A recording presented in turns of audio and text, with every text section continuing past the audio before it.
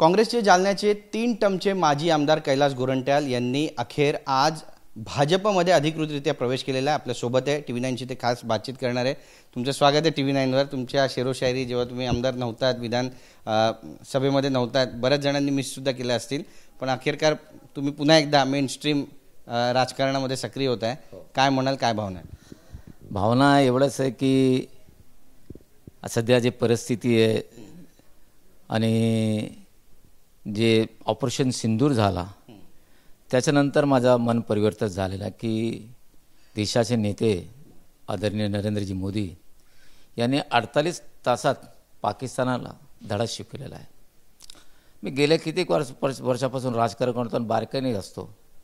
आतापर्यंत आपला जे डिफेन्स सिस्टम होता ते आयातवर होतं, म्हणजे आपण दुसऱ्या देशापासून वेपन घ्यायचं, रशिया किंवा अमेरिका। पण सध्या आपला जे मेक इन इंडियाच्या नावाने जे प्रोजेक्ट सन्माननीय नरेंद्र मोदीने केलं, DRDOच्या मार्फत त्याने जे नवीन वेपन्स आता जे आपण उपयोग केला, बघा आपण जे आकाश वेपन असेल किंवा पृथ्वी असेल, आपण त्याचा उपयोग पाकिस्तानला परवा करून आपली ताकद काय दाखवला। दुसरीकडे कोणताही देश असेल, अमेरिका असेल, जर त्याने कोणतं वेपन तयार केला तर त्यांच्या आसपास कुठं प्रयोग करतात, जिथं निर्मनुष्य नो मॅन्स लँड असतात तिकडं करतात। पण सुदैवाने ॲक्युरेटसी बसलेली आणि पाकिस्तानला एवढा मोठा हानी केलं, तेव्हापासून माझ्या मनात होता की भारतीय जनता पार्टीमध्ये प्रवेश केला पाहिजे आणि आज केला। नक्कीच। पण प्रणिती शिंदे तर म्हणतात की मीडियाला हाताशी धरून हा सगळा तमाशा केला आहे मोदीजींनी, सगळा बनाव रचला आहे। आता बोलण्यास ज्याला बोलायचं ते बोलत, पण तुम्हाला जे आम्हाला दिसतंय, जे भारत देशात 140 कोटी जनता आहे त्यापेक्षा 2-4 लोकांना सोडून बाकी लोकांना ते दिसतो की हा यश नरेंद्र मोदीचं आहे म्हणून। गोरंट्याल साहेब, तुम्ही काँग्रेसमध्ये होता, अगदी प्रखर भूमिका तुमची मांडत होता, असं काय घडलं की तुम्हाला वाटलं काँग्रेस सोडायला पाहिजे इतक्या वर्षानंतर?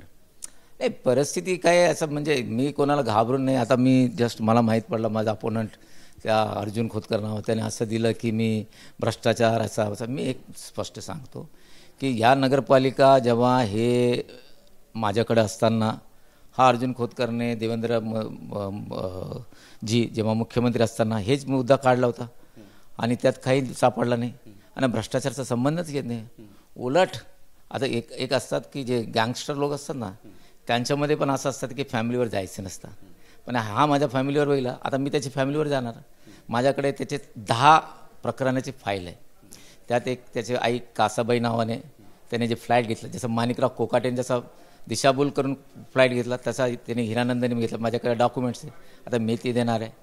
त्याचा जावई आहे, एक 22 वर्षाचा असताना अंडर-19 खेळला, ते फाईल माझ्याकडे आहे। असं शेकडो फाईल माझ्याकडे आहे। आता त्याने सुरुवात केल्यानंतर मी पण सुरुवात करणार। आणि कोण खरा भ्रष्टाचारी माहिती आहे ना, कृषी उत्पन्न बाजार समितीमध्ये किती गोल झालेला आहे, करोडो गोल झालेला आहे।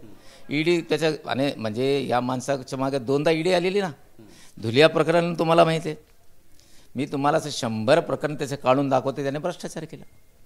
पण तुम्ही 50 खोके एकदम ओके ही घोषणा दिली होती, तुम्ही गद्दार म्हणून पण त्यांचा उल्लेख केला होता, त्यामुळे कुठेतरी अर्जुन खोतकर विरुद्ध त्या ठिकाणी कैलास गोरंट्याल असा जो सामना आहे तो जालन्यात पाहायला मिळाला। मी एक शायर आहे आणि माझी एक कविता असती आणि माझं मन जेव्हा जसं होतं मी तसं बोलतो आहे, आणि मी जे बोललो 50 खोके एकदम ओके, तेव्हा वेगळी गोष्ट होती, आज वेगळी गोष्ट आहे। मैं तेज म्हणतो ना, गम के आंसुओं पर मुस्कुरा कर चलना पड़ता है, ये दुनिया है यहाँ चेहरा सजा के चलना पड़ता है, सियासत साजिशों की जाल है, इस हर जाल में खुद को छुपा कर चलना पड़ता है।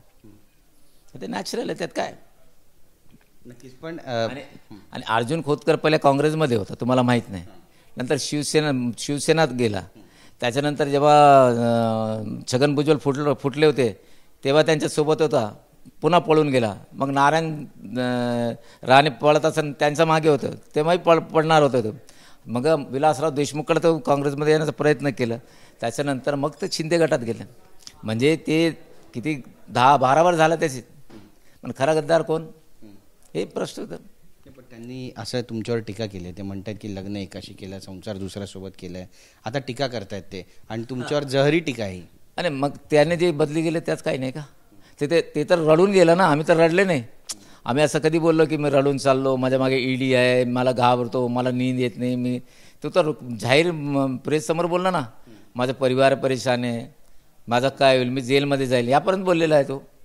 आणि त्याच्याकडे एक नाही दोनदा ईडी आली, दोनदा ईडी त्याच्यावर आली ना, आणि त्याचा काही फरक पडत नाही. ते बोललं म्हणजे काय हे होईल का? त्यांनी तुमच्या एका विधानाचा पण हवाल दिला की तुम्ही म्हणाला होता की आम्ही कधी पळून जाणार नाही, आम्ही लढू.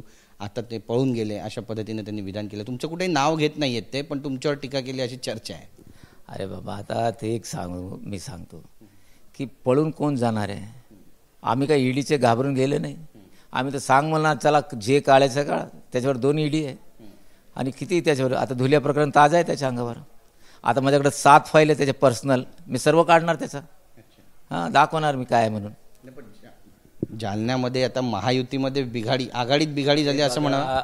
मी आज प्रवेश झाल्यानंतर मी कोणाच्या विरोधात काही बोललं नाही, पण जेव्हा त्याचा स्टेटमेंट मला माहीत पडलं की त्याची मस्ती आहे, ते उतरण्याची तयारी आम्हाला. थेट अंगावर घेताय तुम्ही अर्जुन खोत? बिलकुल अंगावर आता घेणार. बघा असं ठरतं आहे की कोणी कोणीच्या फॅमिलीबद्दल बोलायचं नाही ना, आम्ही त्याच्या फॅमिलीबद्दल बोलायचं आहे ना त्याने. असा ॲग्रीमेंट आमचा होतं. पण जेव्हा त्याने नगरपालिकेचा भ्रष्टाचार केले तर मी पण काढतो ना. त्याची आई कासाबाई बोगस सर्टिफिकेट देऊन फ्लॅट घेतलेली, त्याचा जावाई 22 वर्षाचा असताना अंडर-19 खेळलं. त्याचं केवढे प्रकरण आहे माझ्याकडं. त्याचा आपला धुलिया प्रकरण आहे, सध्या प्रॉब्लेम येते. अरे 10-15 प्रकरण आहे. माझ्याकडे आहे फाईल त्याचे.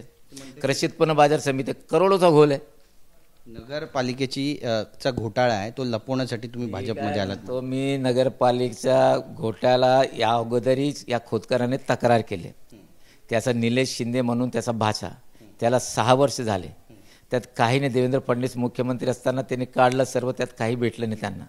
आणि आम्ही आताही बोलतो ना, त्याला भ्रष्टाचार माहीत नाही. तो काय आयत्या वेळेमध्ये तुम्ही एवढं प्रकरण कशा घेतलं? अरे आयत्या वेळेमध्ये एकच प्रकरण घेतलं आणि त्यात वेगवेगळे सब्जेक्ट होते. आणि त्याला जर त्यात काही भ्रष्टाचार झाला असता तर 308मध्ये ते कलेक्टरकडे पाठवून कॅन्सल केलं असतं सीओ. तर सीओने कॅन्सल नाही केलं, कलेक्टरने त्याला आम्हाला मान्यता दिली. मग कुठला भ्रष्टाचार येतो याला? एकतर याला नगरपालिका कळतच नाही सर्वात गोष्टीमध्ये. त्यांनी तुम्हाला नवीन वाटचालीसाठी शुभेच्छा दिल्या. शुभेच्छा नको आम्हाला, तुझी शुभेच्छा वापस घे. प्रेसमध्ये बोल, मला शुभेच्छा वापस घे. बरं, आता 3 टर्म तुम्ही लढलेला आहात. 9 नंबर जो आहे तो तुमच्यासाठी कायम लकी ठरलेला आहे. 99 असू द्या, 2009 असू द्या, 2019 असू द्या.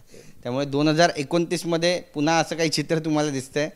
हे बघा, माझा वाढदिवस 9 तारखेला झालेला आहे आणि माझे जेवढे गाड्या आहे म्हणजे जेव्हा स्कूलमध्ये होतो त्यापासून तर आतापर्यंत माझे प्रत्येक गाडीचा नंबर 9999 असतात. आणि सदैवाने 9 जेव्हा जेव्हा येतो तेव्हा मी निवडून येतो. 9 जेव्हा नसतं मी पडलेलो असतो. नक्कीच. आता महानगरपालिकेच्या निवडणुका आहे जालन्यामध्ये, तुम्ही भाजपमध्ये आलाय. काँग्रेससाठी हा मोठा सेटबॅक मानला जातोय. किती जागा तुम्ही निवडून आणाल असं तुम्हाला विश्वास आहे? बघा, आमच्याकडे सरासरी आता 17 प्रभाग झालेले आणि आय थिंक प्रत्येक भागात एक 4 अंश दिला आणि एक भागात 5 असं दिलेलं आहे. आय थिंक 64 की 65 कॉर्पोरेटर राहील. आणि मी आज देवेंद्र भाऊंना प्रॉमिस केलं आहे की आम्हाला फ्री आणि द्या, आम्हाला शिवसेनेसोबत युती करून देऊ नका, आम्हाला फ्री आणि द्या. कॉर्पोरेशनवरून 100% भारतीय जनता पार्टीचा अध्यक्ष बसवणार आहे. नक्कीच. पण महायुतीचं सरकार आहे आणि त्यामुळे आघाडी झाली तर मात्र पुढचं चित्र तुम्ही कसं पाहता? जर समजा कधी वेळ आली अर्जुन खोतकर यांच्यासोबत एकाच व्यासपीठावर बसायची, प्रचार करायची, तर करणार का तुम्ही? स्थानिक निवडणूक हे लोकल लेवलवर असतात आणि हे अधिकार जिल्हाध्यक्ष किंवा शहराध्यक्षांना ते देतात भारतीय जनता पार्टी. ते ठरवणार ना. आणि आमचं ठरलं आहे. आमचा सन्मान्य रावसाहेब दानवे, नारायण कुचे, बबन लोणीकर, संतोष दानवे जे आमचे नेते आहे भारतीय जनता पार्टी, त्यांच्यासोबत बसून आम्ही केलेलं आहे की यांच्यासोबत युतीच नको. मनात काही चाललंय काँग्रेस सोडल्याची किंवा काँग्रेसमध्ये ज्या पद्धतीनं काम सुरू आहे तुम्ही कधी बोलला नाहीत त्याबद्दल काही? बघा, तुम्हाला एक सांगतो की मी पण माणूस आहे आणि मला हृदय पण आहे. सोडताना वेदना तर होतच नक्की, त्यात नाही. कारण एक 30 वर्ष ज्या पार्टीत आपण होतो आणि मग दुसऱ्या पार्टीत जायचं असं होतो थोडं बहुत. म्हणजे असं नाही की मी नाही असं म्हणजे होतो, थोडं वाईट वाटतं. पण होईल आहे की तुमची विधान परिषदेवर पण वर्णी लागू शकते? नाही, असं आमची काही मागणी मी कोणता केलेली नाही. हे बघा, मी एक स्पष्ट सांगितलं की माझे अंकल व्यंकटेश गोरंट्याल हे 84मध्ये नगराध्यक्ष झाले होते भारतीय जनता पार्टीकडून. तेव्हा महाराष्ट्रात कुठेही भारतीय जनता पार्टीचा नगराध्यक्ष नव्हता. आता त्याचं रिपीट आम्हाला करायचं की महानगरपालिका जे जालन्याचे ते BJPचे बसवायचं, असं आम्हाला रिपीट करायचं आहे. आणि सहयोग पार्टीकडून चांगला भेटेल ही अपेक्षा आहे. जालन्यात आता सगळीकडे कमळ फुलेल तुमच्या नेतृत्वात? 100%. तुम्हाला सुद्धा खूप खूप शुभेच्छा पुढील वाटचालीसाठी. आणि एक शेरो शायरी तुमच्याकडून झाली पाहिजे या सगळ्या एपिसोड नंतर. कसं पाहता तुम्ही स्वतःला आणि काय तुमच्या भावना शेरो शायरीतून कशा काय असतं, आता मी नवीन आलेलो या पक्षात, तर काय जुने कार्यकर्ता आहेत, त्यांना वाटतं यार हे उगेच आला, हे आल्यानंतर आमचा कुठं ना कुठं लॉस होईल असं हसतात. पण मी जे त्यांचे जे जालनाचे जे कार्यकर्ता लहान मोठे, मी सर्वांना पर्सनल भेटलो आणि सर्वांना भेटून त्यांची समजूत पण काढून की मी आल्यानंतर तुम्हाला काही त्रास होणार नाही याची गॅरंटी मी देतो. आणि एक शायरीमध्ये सांगितलं की हयात ले चलो, कायनात ले चलो, चलो तो ऐसे चलो, सारे जहां को ले चलो. सगळ्यांना सोबत घेऊन जायची तुमची मनशा आहे, फक्त त्यामध्ये अर्जुन खोतकर नसणार, शिवसेना सोडून. धन्यवाद आमच्याशी बातचीत केल्याबद्दल.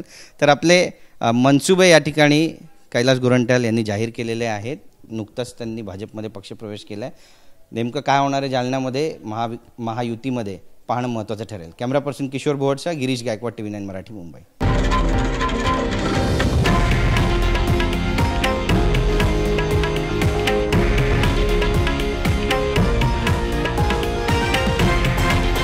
हे आहे देशातील नंबर 1 न्यूज नेटवर्क आणि आपण पाहत आहात TV9 मराठी, एकमेव.